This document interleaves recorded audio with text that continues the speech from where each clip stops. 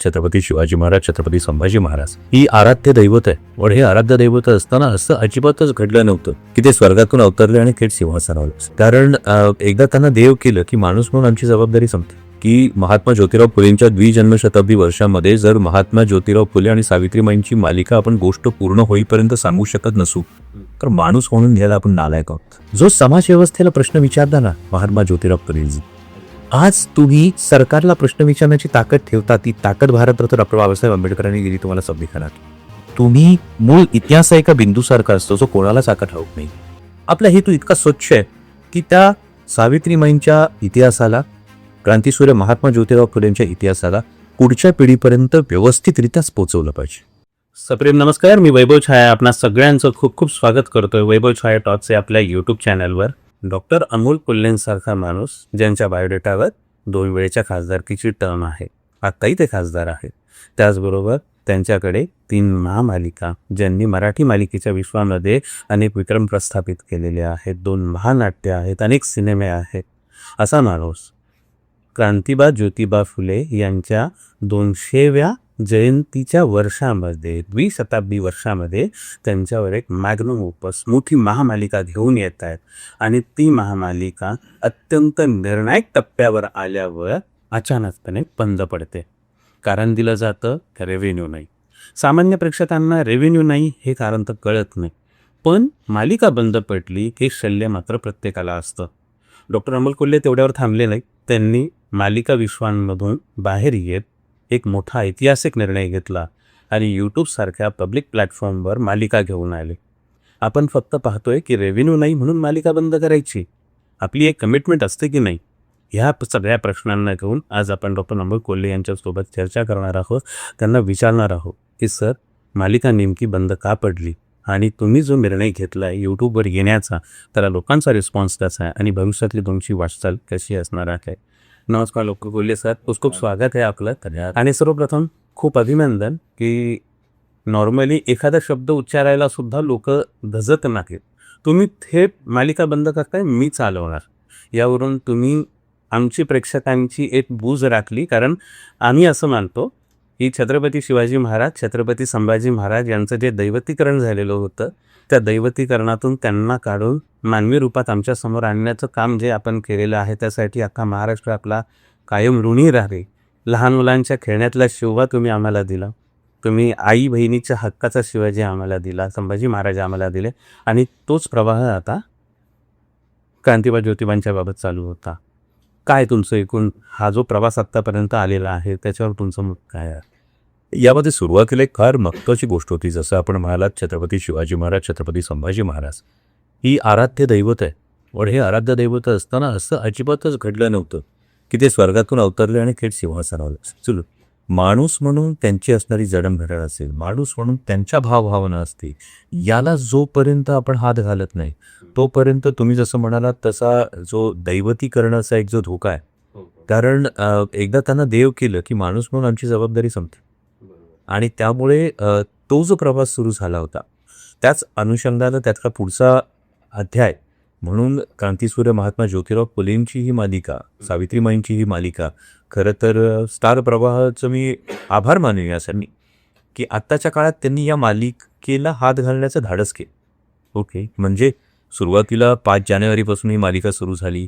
मग स्टार प्रवाहाचे सतीश राजवाडे business head असतील, अभिजित खाडे EP होते, कौस्तुभ बेडेकर असते, या सगळ्या मंडळीने सुरुवातीच्या काळात हा पूर्णपणे मालिका जोपर्यंत ऑफेअर केली नाही तोपर्यंत प्रत्येकाचं पूर्ण सहकार्य होते. परंतु कदाचित त्यांच्या वरच्या कॉर्पोरेट ऑफिसला या महाराष्ट्राच्या भावना किंवा ही महाराष्ट्राची अस्मिता या गोष्टी कदाचित कॉर्पोरेटच्या आकड्यांना कळत नाही आणि त्यामुळे ती गोष्ट समोर आली की रेव्हेन्यू आणि TRP याची सांगड जुळत नाही. माणूस म्हणून माझ्यासमोर खूप साधा सोपा प्रश्न होता की महात्मा ज्योतिराव फुलेंच्या द्विजन्मशताब्दी वर्षामध्ये जर महात्मा ज्योतिराव फुले आणि सावित्रीमाईंची मालिका आपण गोष्ट पूर्ण होईपर्यंत सांगू शकत नसू तर माणूस म्हणून घ्यायला आपण नालायक आहोत. आणि म्हणून मग हा निर्णय घेतला गेला की जरी मालिका चॅनेलवर बंद झाली तरी सुद्धा गोष्ट ही सुरूच राहिली पाहिजे. आणि मग गोष्ट कशा पद्धतीने सुरू राहणार तसे अनेक वेगवेगळे पर्याय निवडण्याचा जो प्रयत्न झाला, त्यामध्ये तुमच्या सगळ्या सारख्या सगळे जे यूट्यूबर्स आहेत, जे इन्फ्लुएन्सर्स आहेत, या अनेकांनी खरं तर मला प्रेरणा दिली. मी प्रामाणिकपणे सांगतो. म्हणजे जो कोणी सोशल मीडियावरचा लहानात लहान इन्फ्लुएन्सर असेल, आज ही मालिका यूट्यूबवर येते, हे तुमच्या प्रत्येकाचं श्रेय आहे. कारण अनेक वर्ष तुम्ही प्रत्येकाने हे दाखवून दिलं की हो, या माध्यमातून सुद्धा लोकांपर्यंत पोहोचता येतं, आपलं म्हणणं सांगता येतं. पण पुन्हा मनोरंजन विश्वात हा प्रयोग कधीच झाला नव्हता. म्हणजे हा पहिला प्रयोग आहे की मालिका बंद होते आणि त्याच आठवड्यात ती एक यूट्यूबवर येते. पण मी जसं म्हणालो तसं गोप्तही सुरू ठेवायची होती. महाराष्ट्रातल्या मायबाप प्रेक्षकांचं मी मनापासून आभार मानेन की त्या सगळ्यांनी अनंत WhatsApp messages, calls, messages, emails याद्वारे सांगितलं की आम्ही पाठीशी आहोत, पण तुम्ही गोष्ट सुरू ठेवा. आणि त्या पद्धतीनं आज 2 भाग प्रदर्शित झालेले आहेत. या शनिवारी आता 3रा भाग प्रतिसाद होईल.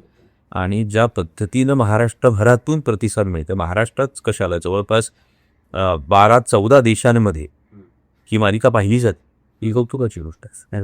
अमोल सर, ज्या वेळेला मालिकेचा पहिला टीजर आला होता तेव्हा मीडियातलंच एक फार मोठं व्यक्तिमत्व आहे नितीन वैद्य सर, त्यांना आम्ही फोन केला, म्हटलं तर मालिका येते. तर त्यांनी एक वाक्य म्हटलं होतं मला, म्हणजे आमचं पर्सनल सर्व्हिस सेशन आहे पण तरी फार महत्त्वाचं वाक्य ठेवलेलं आहे का, बोललेत ना, यशाची हमखास गॅरंटी असते, कंटेंट आणि यशाची हमखास गॅरंटी असते. आणि स्टारला आता परत ते कॉन्स्टंटली नंबर 1वर ठेवण्यावर ही सिरियल अजून जबरदस्त रोल प्ले करणार आहे असं त्यांनी सांगितलं होतं. मग सिरियल सुरू झाली, सर्व काही झालं, आणि आता जेव्हा चॅनलकडून वरच्या लोकांकडून असं सांगण्यात येते रेव्हेन्यू नाही, मग त्यांनी कधी टाईम स्लॉट चेंज करायचा प्रयत्न करून नाही पाहिला का, की 7:30 वाजता लोक घरीही पोचत नाहीत आपल्या कामधंद्यावरून, मुलं शाळेतून आलेली असतात, गृहिणी स्वयंपाकात अडकलेल्या असतात. जर त्यांचा TRPचा जो क्वेश्चन असेल तर त्यांनी त्याच्यातही कधी असा काही प्रयोग करून नाही पाहिला का? कारण हा प्रश्न याच्यासाठी विचारायचा आहे की ॲब्रप्टली आम्ही थांबवतोय, हे पचनी पडेना झालेलं आहे.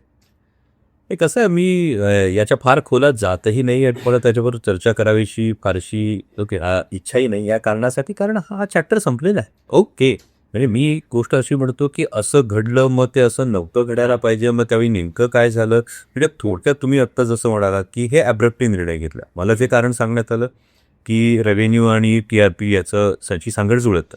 पण अशा पद्धतीच्या मालिकांना एक आर्कायवल व्हॅल्यू असते. ॲब्सोल्युटली. फॉर एक्झाम्पल, स्वराज्य रक्षक संभाजी ही मालिका आता झी मराठा उच्चांत चालू आहे. ती झी युवावर दाखली होऊन गेली, ही चित्रमंदिरवर दाखवून झाली, झी5वर दाखवून झाली. तर याची एक आर्कायवल व्हॅल्यू आहे, याची एक परसेप्शन व्हॅल्यू आहे. एखाद्या वाहिनीवर अशा पद्धतीची जेव्हा मालिका सुरू राहते तेव्हा त्या चॅनलच्या संदर्भात एक परसेप्शन तयार होत असतं लोकांचं. सो त्याची परसेप्शन व्हॅल्यू, या पलीकडे जाऊन याची डबिंग व्हॅल्यू. आणि महात्मा ज्योतिराव फुले सावित्रीतल्या प्रत्येक भाषेत जातील, भारतातल्या प्रत्येक भाषेत जाणारा कॉन्टेंट. म्हणजे तुम्ही तामिळनाडू घ्या, तुम्ही आंध्र घ्या, कर्नाटक घ्या, बंगाल घ्या, पंजाब घ्या, हरियाणा घ्या, राजस्थान घ्या, उत्तर प्रदेश घ्या, सगळीकडे सगळी याच्या डबिंग व्हॅल्यूचा रेव्हेन्यूमध्ये विचार होत नाही का? आणि या पलीकडेही जाऊन या सगळ्याच्या पलीकडे एक नैतिक किंवा सामाजिक जबाबदारी हाही विषय होत नाही का? त्यामुळे मला असं वाटतं की हे अनेक प्रश्न ज्या एकेका प्रश्नाच्या खोलात गेले तर ते अनेक त्यापेक्षा माझं म्हणणं आहे की ठीक आहे, चॅनलने ही संधी दिली.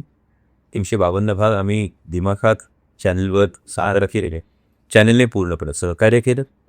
आता तो अध्याय संपलाय. आता उगाच ब्लेम करण्यापेक्षा आपण पुढचा अध्याय लिहायला सुरुवात केलेली आहे, तर उगाच पुन्हा मागे वळून एकमेकांवर उणीदुणी एकमेकांची काढण्यामध्ये काहीच पॉईंट नाही. बरं सर, मग आता चॅनलपासून वेगळं आपण यूट्यूबवर आलेलं आहात. यूट्यूबवर त्याच क्वालिटीचं कंटेंट तुम्ही देत आहे जे तुम्ही सॅटेलाईट चॅनलवर देत होते, किंबहुना त्यापेक्षा चांगल्या क्वालिटी चॅनलवर जो टेलिकास्ट होतो तो 2K क्वालिटी होतो. आज आपण यूट्यूबवर जो करतो तो 4K क्वालिटी करतो. त्याच्यामधलं टेकिंग तुम्ही बघाल, त्याच्यामधलं बॅकग्राऊंड म्युझिक तुम्ही बघाल, त्याच्यामध्ये भव्यता तुम्ही बघाल, तर सॅटेलाईट वाहिनीपेक्षाही आपण 2 पावलं पुढे गेलेलो, कारण हे एक हायब्रिड मॉडेल आहे. बरोबर. म्हणजे वेब सिरीज आणि मालिका या दोन्हीची सांगड घालून तयार केलेलं हे एक वेगळंच मॉडेल आहे. त्यामुळे तुम्हाला सॅटेलाईट चॅनलपेक्षा एपिसोडचा वेग जास्त जाणवतो, तुम्हाला त्यातली भव्यता जास्त जाणवतो, तुम्हाला टेलिकास्ट होताना हा प्रॉपर सिनेमास्कोप टेलिकास्ट होतो. त्यामुळे तुम्ही जेव्हा टेलिव्हिजनवर बघता, म्हणजे जवळपास माझ्या असलेल्या आकडेवारीनुसार 24% लोक ही यूट्यूबवर जी मालिका ही होते ही स्मार्ट TVच्या द्वारे टेलिव्हिजनवर बघतात. ॲब्सोल्युटली. आणि जी पहिलीच रिॲक्शन जी लोकांची आहे ती म्हणजे हा सिनेमा आहे. त्यामुळे सॅटेलाईट चॅनलवर जे काही सुरू होतं त्याच्याही 2 पावलं पुढे जाऊन आपण करतो. काय बघू, मग तुम्ही हे सगळं आता ही जुळवाजुळव छोट्याशा वेळामध्ये ही कितपत कठीण गेली तुम्हाला? वाटतं हे माझ्या सगळ्या टीमचं यश आहे. मी जसं म्हणालो की महाराष्ट्रभरातल्या प्रेक्षकांचं यश आहे की तुम्ही दिलासा दिला नसता, तुम्ही जर ही खात्री दिली नसतील की हो तू धाडस कर, आम्ही स्वागतासाठी तयार आहोत. आणि मी कायम असं म्हणतो की महाराष्ट्राचा DNA रडण्याचा आणि लढण्याचा आहे. लढण्याचं. आणि जेव्हा कोणी लढायला उभं राहतो ना तेव्हा महाराष्ट्र उभा राहतो. मी आत्ता काल सांगतो, काल आपण पब्लिक डोनेशनमधून ज्या गोष्टी येतात, काल एका विद्यार्थिनीने मला मेसेज केला. हां. या विद्यार्थिनींनी मेसेज करताना असं लिहिलं की मी विद्यार्थिनी आहे. मी तिने खूप सुंदर इंग्लिशमध्ये टाईप केला आणि सांगितलं माझं मराठी खूप छान आहे, पण मी आवर्जून इंग्लिशमध्ये मेसेज टाईप करते, कारण ज्यांच्यामुळं आज मी लिहू शकते त्यांच्याप्रती माझी कृतज्ञता आहे. आणि म्हणून मी एक छोटीशी अगदी रक्कम देते. तर ते सांगितलं की तू रक्कम किती देते हे माझ्यासाठी महत्त्वाचं नाहीच आहे. तुझ्या मनात ही भावना आली की मला सावित्रीमाईंच्या ऋणातून उतराई व्हायचं आहे, ही भावना फार मोठी.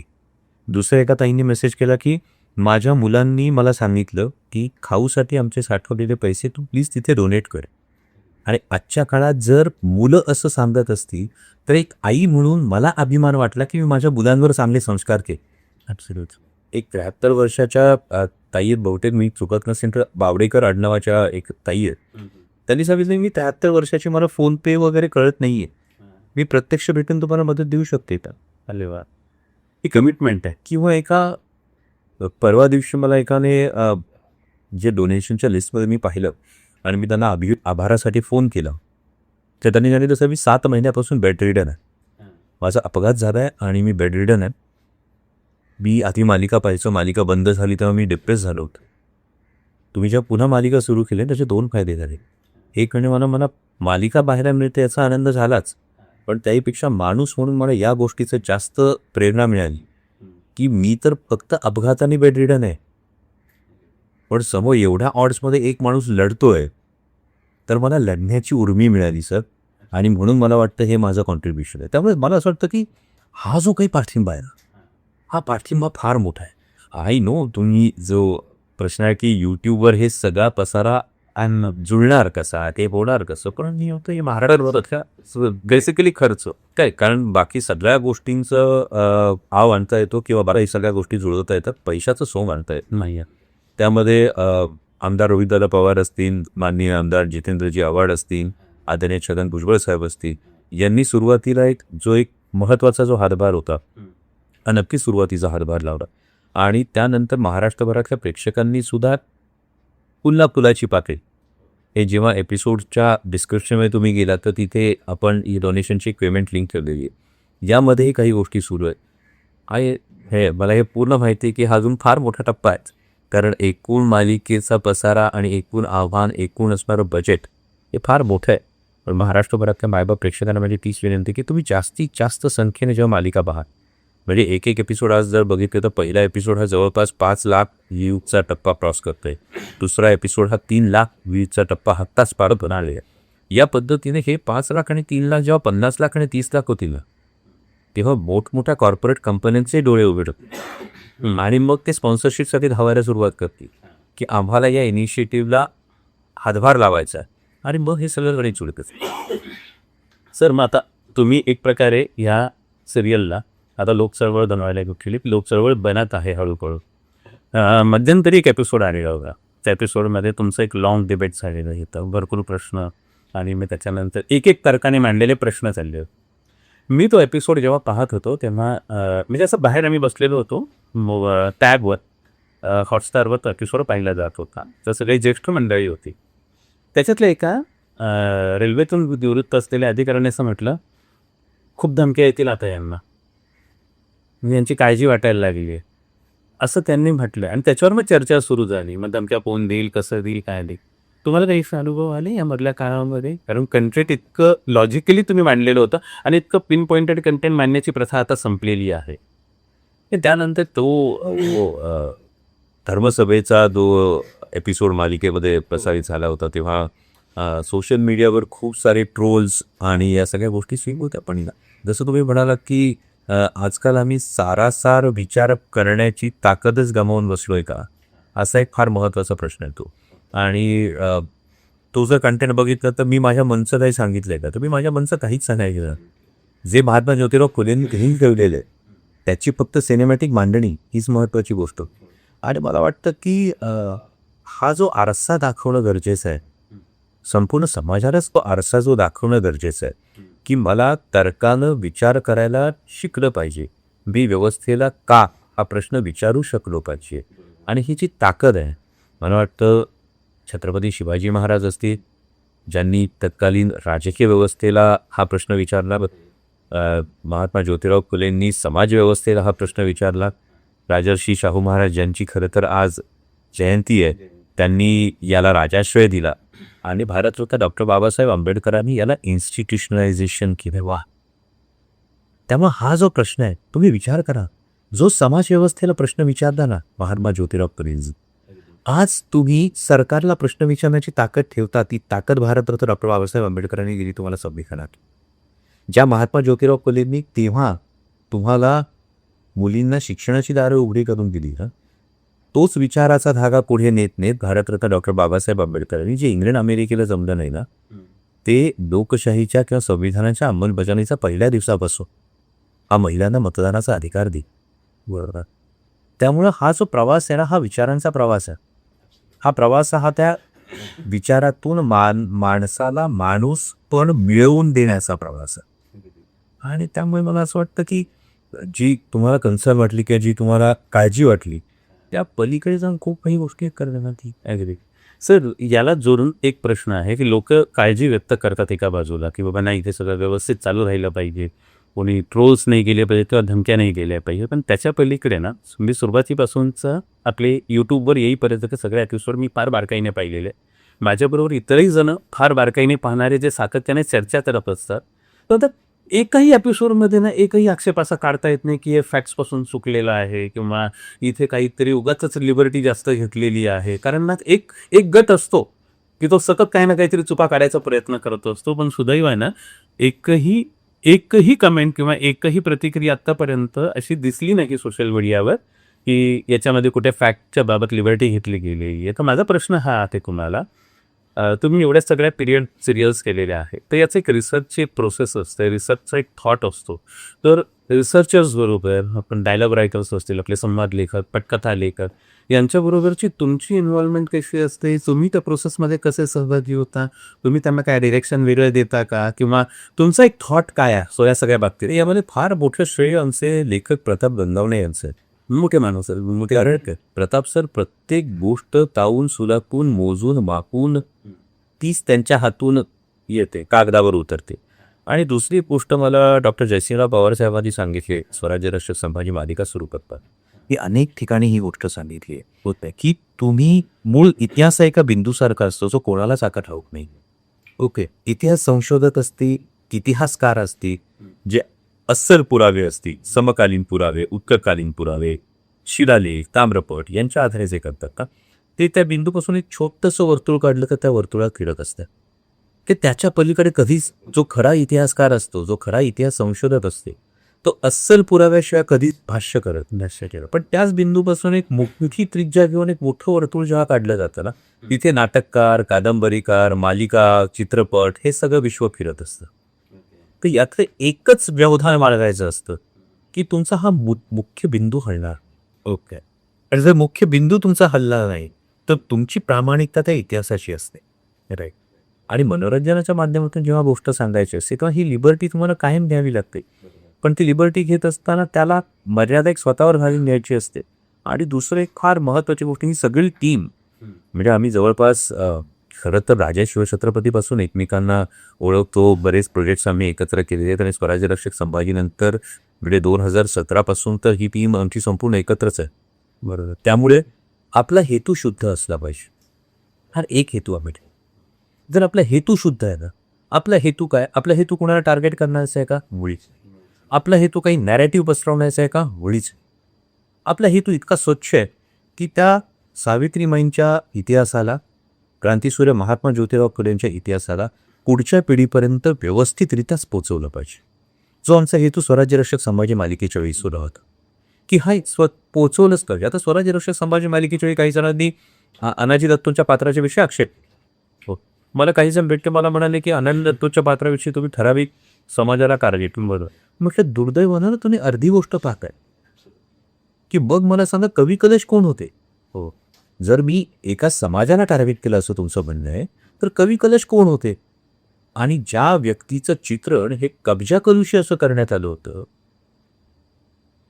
त्यांचं पूर्ण व्यवस्थित चित्रण हे स्वराज्य रक्षक संभाजी मालिका जेव्हा करते, तेव्हा तुम्ही ते चांगलं झालं ते बघा ना.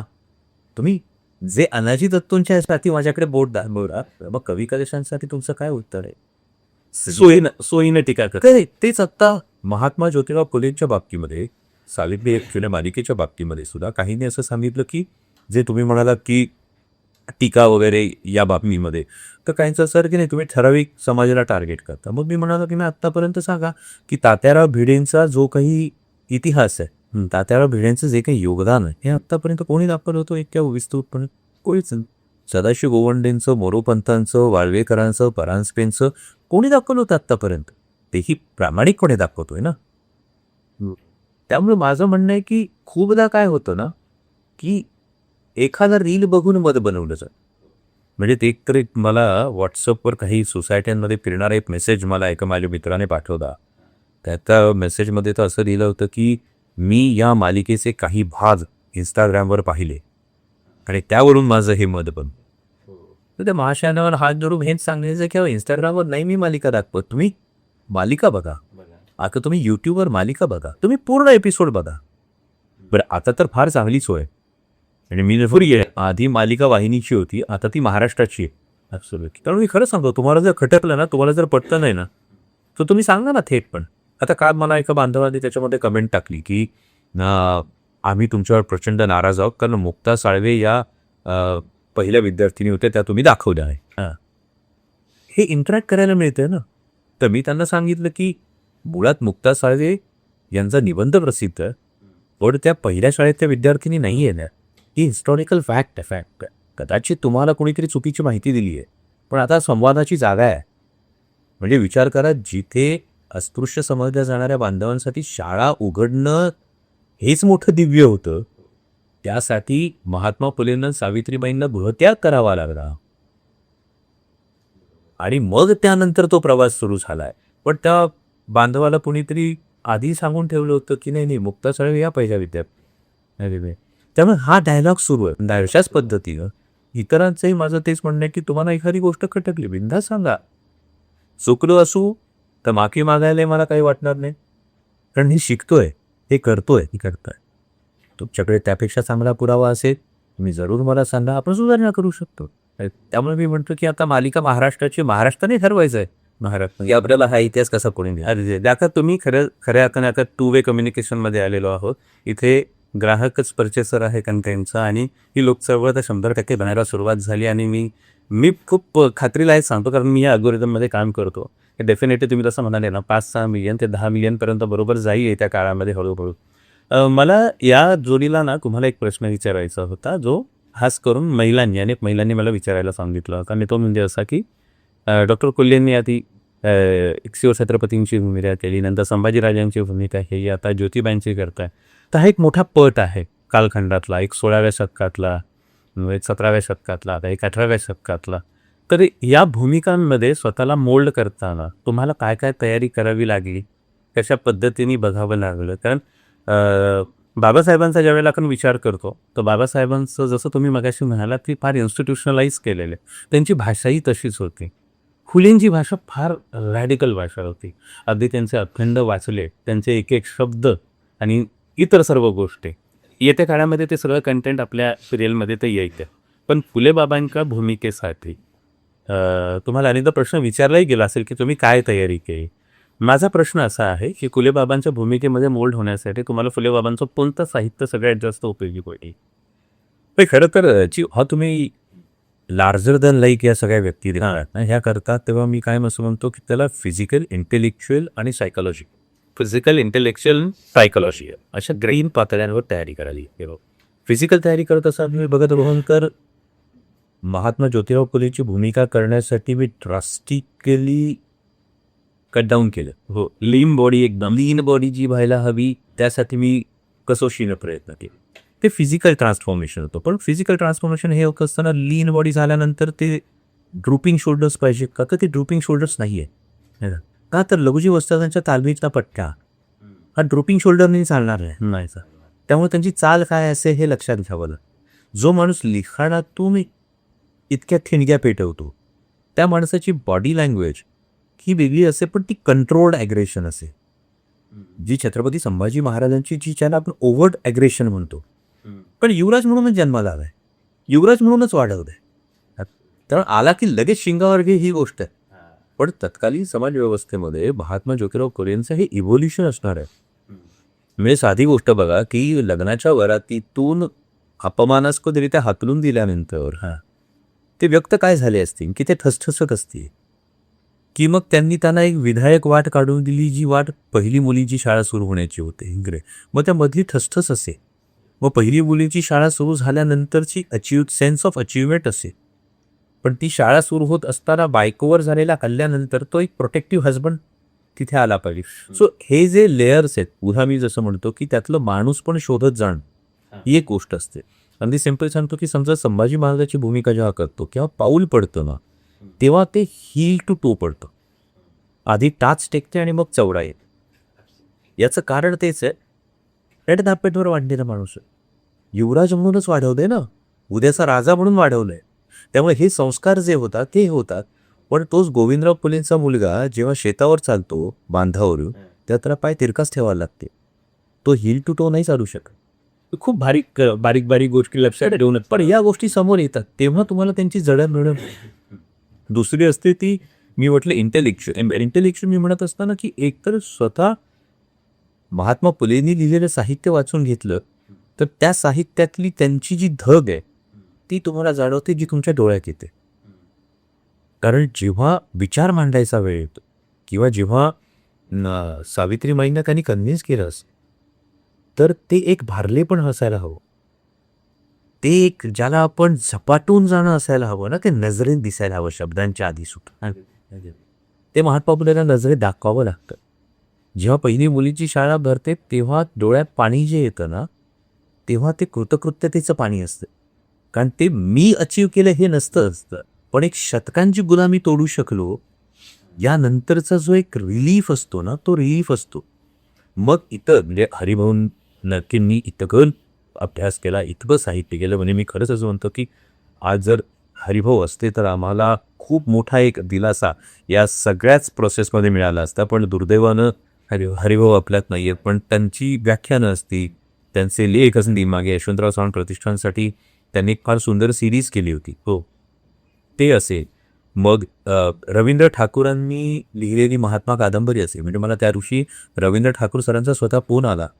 तेव्हा मी त्यांना म्हटलं, सर हा ही माझ्यासाठी फॅन मुवमेंट आहे की तुम्ही फोन करताय, ही माझ्यासाठी फॅन मुवमेंटची गोष्ट आहे. कारण तुमची कादंबरी म्हटलं पारायण केलीत मी. कारण ते एकच साहित्य आहे कादंबरीचं पूर्ण. किंवा यथार्थ नावाची एक सुंदर कादंबरी आहे, युगस्त्री नावाचं एक पुस्तक आहे. जेवढ्यांनी जे जे लिहिलंय ना, हे सगळं वाचावं लागतं. आणि इंटेलेक्च्युअल प्रिपरेशनमध्ये या सगळ्यांनी जे जे लिहून ठेवलंय ना, त्यातून एक सामायिक प्रतिमा उभी करावी. बरोबर. That I feel that is a intellectual preparation. आणि सायकोलॉजिकल प्रिपरेशन सगळ्यात महत्त्वाची ही असतेच आहे की छत्रपती शिवाजी महाराज, छत्रपती संभाजी महाराज, महात्मा ज्योतिराव फुले तुम्ही कुठलीही भूमिका साकारत जरी असत्या, ते आधी स्वतःला हे सांगावं लागतं, इदम न मम, मला त्यांच्या नखाचीही सर नाही. केवळ माझं भाग्य आहे की मला त्यांचा इतिहास पोचवण्याची संधी मिळते. आणि ही जी संधी मिळाली आहे, या संधीचं सोनं करणं हे माझं कर्तव्य आहे. मला वाटतं की पहिली सायकोलॉजिकल प्रिपरेशन करावी. अमोल सर, खरं तर आपण ह्या विषयावर खूप चर्चा करू शकतो, खूप विस्तृतपणे. म्हणजे अंत नसेल या चर्चेला. पण त्या सगळ्या चर्चा करण्यासाठी आपण पुन्हा एकदा नव्याने जरूर भेटूयात. पण जाण्याच्या आधी म्हणजे हा भाग संपवणे, तुम्ही म्हणाला कसं 10 मिलियन व्ह्यूज आले की आपण 100% परत करायचंच आहे. आणि मी ते जिद्दीने येऊन बसेल. पण कसं आहे, आपली मालिका जेव्हा सुरुवातीला चालू होती तेव्हाचे काही इंस्टाग्राम पेजेस आणि फेसबुक पेजेस आपण सुरू केलेले होते, ते आत्ताही तसंच ॲक्टिव्ह आहेत. तर त्याच्यावर एक आवर्जून आलेल्या काही कमेंट आहेत, तर त्या मी तुम्हाला सगळ्या प्रेक्षकांच्या वतीनेच सांगतो. कारण त्यांनी आवर्जून सांगितलेले की ही गोष्ट पोहोचवा. आणि ती म्हणजे अशी की जेव्हा ज्योतिबा रायगडावर जाते, शिवबांची समाधी शोधते, त्यावेळेला त्यांचा जो पोवाडा आहे तो लार्जर दॅन लाईफ आम्हाला पाहायला आवडेल, हे सगळ्यांनी आवर्जून सांगितलेलं आहे. तर तुमच्याकडून एक कमिटमेंट सगळ्या प्रेक्षकांना जाऊ द्या. 100% माझ्या मनात ही फार महत्त्वाची भावना. मी ही गोष्ट सांगतो की छत्रपती शिवाजी महाराजांनी जेव्हा स्वराज्य स्थापन केलं तेव्हा ते राज्य महाराजांनी एका कुटुंबाचं, एका ठराविक वर्गाचं असं नाही ठेवलं. त्यांनी 18 पगड जातीच्या रयतेचं राज्य स्थापन केलं, ज्याचा पुन्हा तुम्हाला धागा जो दिसतो तो भारतरत्न डॉक्टर बाबासाहेब आंबेडकरांनी संविधानामध्ये, इकडे छत्रपतींनी सांगितलं रयतेचं राज्य, शेतकऱ्याच्या भाजीच्या देठाला धक्का लागू देऊ नका, आणि इकडे भारतरत्न डॉक्टर बाबासाहेब आंबेडकर सांगतात एक व्यक्ती एक मत लिहिलंच मूल्य. आणि या दोघांमधला जर दुवा कोण असेल तर ते क्रांतीसूर्य महात्मा ज्योतिराव फुले आहेत. कारण 1689 मध्ये रायगड पडल्यानंतर 180 वर्ष महाराजांची समाधी कुठे आहे हे कोणालाच माहीत, ते माहीत नव्हतं का? त्याला दिवाबत्ती होत नव्हती का? असे अनेक प्रश्न माझ्या मनात. अशा इतिहासकारांनी याच्यावर प्रकाश टाकला तर मला खरंच आनंद होतो. कारण 1689 छत्रपती संभाजी महाराजांच्या बलिदानानंतर रायगड हा जुल्फिकार खानाच्या ताब्यात गेला, म्हणजे मुघलांच्या ताब्यात गेला. तिथून तो सिद्धेशच्या ताब्यात गेला, तिथून तो पेशव्यांच्या ताब्यात आला, आणि तिथून तो इंग्रजांच्या ताब्यात आला. आणि 1689 ते 1859 या काळामध्ये कोणतंही एतद्दिशयानं शिवचरित्र लिहिलेलं नाही. कोणत्याही एतद्दिशयानी, म्हणजे सभासदाची बखर आणि चिटणीसाची बखर याच्या व्यतिरिक्त या जर 2 गोष्टी सोडल्या तर शिवचरित्राच्या संदर्भामध्ये, महाराजांवरच्या कोवड्याच्या संदर्भामध्ये काही योगदान नाही कुठेच. आणि मग 1859 जेव्हा महात्मा ज्योतिराव फुलेंनी ही पहिल्यांदा समाधी शोधली आणि त्यावर पहिलं फूल वाहिलं असेल, किती जी ही भावना आहे की आधुनिक महाराष्ट्रात, आधुनिक हिंदुस्थानात, भारतात साजरी झालेली ती पहिली शिवजयंती. आणि जर ही माझी भावना आहे तर तुम्ही जसं म्हणालात तसा जो महाराजांचा पहिला पोवाडा महात्मा ज्योतिराव फुलेंनी लिहिला तो तितक्याच दिमाखात, आणि हा संपूर्ण चॅप्टर तितक्याच ग्रँजरनी तुमच्यासमोर आहे. आपल्याला चॅनलवर, यूट्यूब चॅनलवर, मराठी वारसाच्या चॅनलवर आपल्याला शिवाजी महाराजांची पहिली जयंती लार्जर दॅन लाईफ एकदम ग्रँड स्वरूपात पाहायला मिळेल, हे डॉक्टर अमोल कोल्हे यांनी सांगितलेलं आहे. मला सगळ्यांना ही मुलाखत संपवताना फक्त एवढंच सांगायचं आहे, आत्ता लगेच मराठी वारसा या यूट्यूब चॅनलला जायचं आहे, सबस्क्राईब करायचं आहे, प्रत्येकाने 10 सबस्क्रायबर एक्स्ट्रा जोडायचे त्याला. ही व्हिडिओ म्हणजे जोच आपल्या सिरियलचा जो व्हिडिओ आहे व्हॉट्सअपवर सगळ्यांना गुड मॉर्निंग गुड नाईट करता की नाही, तसा तो चॅनलची लिंक, व्हिडिओची लिंक न चुकता बुधवार आणि शनिवार, बरोबर ना सर, बुधवार आणि शनिवार प्रत्येक व्हिडिओची लिंक सगळ्यांना ब्रॉडकास्ट करा, सगळ्यांना पाहायला लावा. बघा, कंटेंट आपल्यासाठी आलेलं आहे. डॉक्टर कोल्हेंनी आणि त्यांच्या टीमने ही रिस्क आपल्या बळावर घेतली, आपल्या भरोश्यावर घेतलेली, आपल्या विश्वासावर घेतलेली आहे, आणि हे सगळं फ्री आहे. तुम्हाला फक्त फॉरवर्ड करायचं आहे, लोकांना बघायला लावायचं आहे. यूट्यूबचा नियम असतो की जितकं जास्त कंटेंट बघितलं जातं तितकं जास्त ते लोकांना सजेस्ट केलं जातं, फोर्स केलं जातं. आता नको, नंतर बघेन, कामात आहे, नंतर थोड्या वेळाने बघेन, असं करून चालणार नाही. आलं की आपली जबाबदारी समजून हे बघायचं आहे. आणि जर आपण ही ताकद दिली, मी तुम्हाला खरं सांगतो, जसं कोल्हे सर म्हणाले ना की कॉर्पोरेट्सना कळेल की काय ताकद आहे. आता तुमची वेळ आहे. आपलं कंटेंट, आपल्या कंटेंटला असलेलं आपलं मार्केट आणि त्याला असलेला पैसा, त्याला असलेला रेव्हेन्यू हे दाखवून देण्याची ताकद आपल्याच मनगटामध्ये आहे.